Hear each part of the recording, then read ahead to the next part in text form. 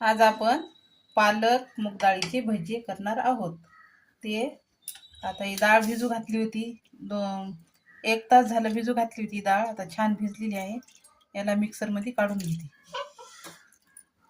मिक्सरमध्ये याची बारीक काढून घ्यायची।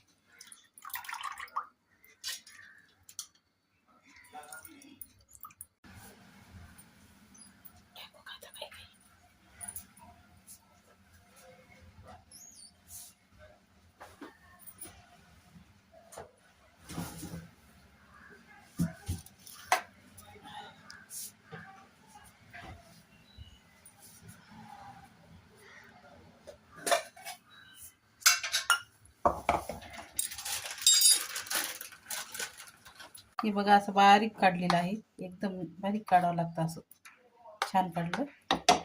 आणि याच्यामध्ये हरभऱ्याच्या डाळीचं पीठ ह्या चमच्याने 2च चमचे टाकायचं।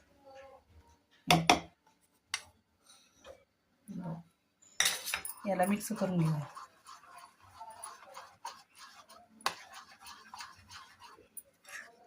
लागलं तर थोडं पाणी टाका, नाही लागलं तर नाही टाकायचं। पण असं मिक्स करून घ्यायचं असं।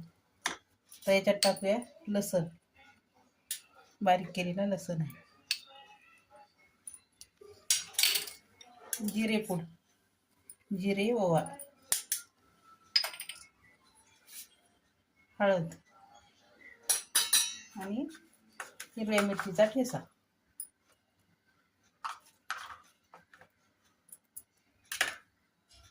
थोडीशी कोथिंबीर। त्याला चांगलं मिक्स करून घेऊया।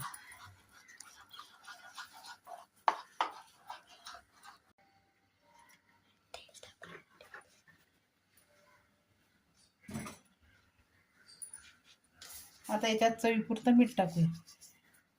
तेल तापायला ठेवलंय। थोडंसं पाणी लागेल,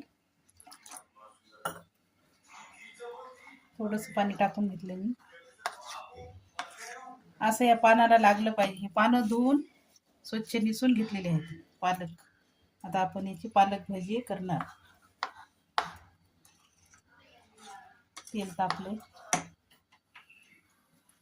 आता तेल तापलेलं आहे। आपण याच्यात भजी करून घेऊया।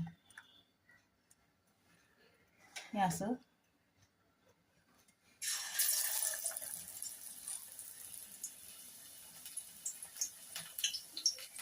असं पानाला लागलं पाहिजे पीठ।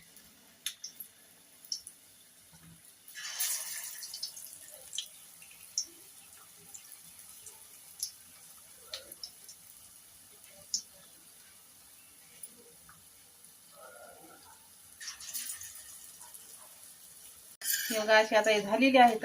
अशी तळू द्यायची छान कडक। आता आपण काढून घेऊ। झालेली आहे। बिलकुल तेल राहत नाही, तेल पण कमी लागते मुगाच्यानं।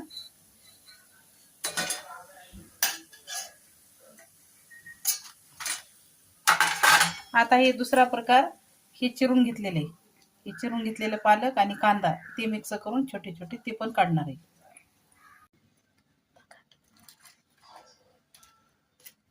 भजे छान झालेले आहेत। हे बघा हे छोटे पण केले।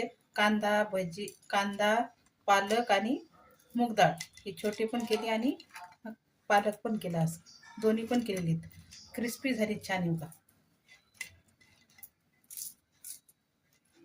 क्रिस्पी झालीत, कडक अशी काढायची, छान कुरकुरीत झालीत। खाऊन बघा। खा बरं शिनो, सांग मला कशी झाली। खूप छान झालेत, नक्की ट्राय करा। थँक्यू।